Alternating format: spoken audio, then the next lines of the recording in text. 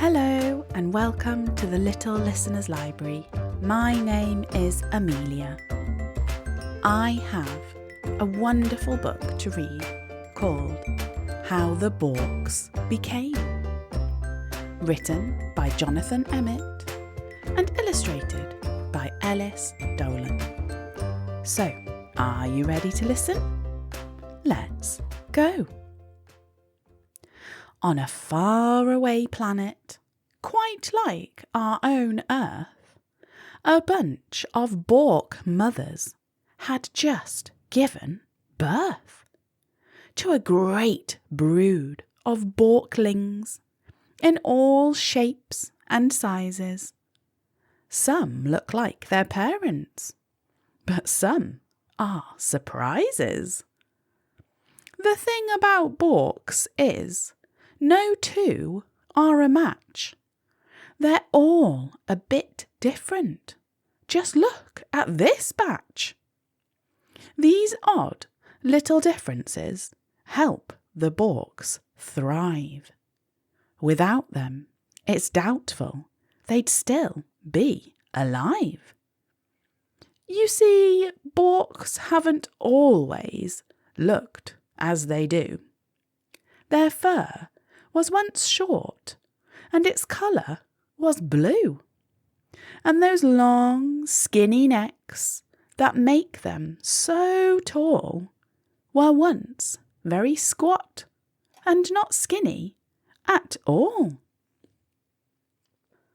This might start you wondering how? How did the Borks become what they are now? What caused all these changes? What brought them about? Well, we'll have to go back a few years to find out. On a faraway planet, quite like our own Earth, a bunch of Bork mothers had just given birth to a great brood of Borklings in all shapes and sizes. Some looked like their parents, but some were surprises. While most of the Borklings had fur that was short, there were also a few of a shaggier sort. These shaggy-furred Borklings, they looked kind of funny and got rather hot when the weather was sunny. But later that year, when the weather turned chilly, the shaggy-furred Borks did not feel quite so silly. While the shorter-furred Borks couldn't cope with the storm, their shaggy-furred cousins kept perfectly warm. And when the storm stopped and a new day arrived, only the shaggy-furred Borks had survived. So the next time a big Borkling birthing occurred, all the babies were born shaggy-furred, while most of these offspring were bright shades of blue. Some were bright yellow, but only a few. These bright yellow Borklings looked rather bizarre and weren't very easy to spot from afar, as their fur blended in with the bright yellow moss which covered the plain that the Borklings roamed across. They were roaming this plain on a hot sunny day when a ravenous snarl came flying their way. Now, there's nothing a snarl likes more for its lunch than a beakful of Borks. So it snatched up a bunch. It gobbled up every last Bork it could find. Every last one. But it left some behind. The big, beastly bird would have gobbled the lot, but the bright yellow Borks had been too hard to spot. And so when the next batch of babies came through, all of the offspring were yellow, not blue. But while most of these Borklings had necks that were squat, there were also a few who had necks that were not.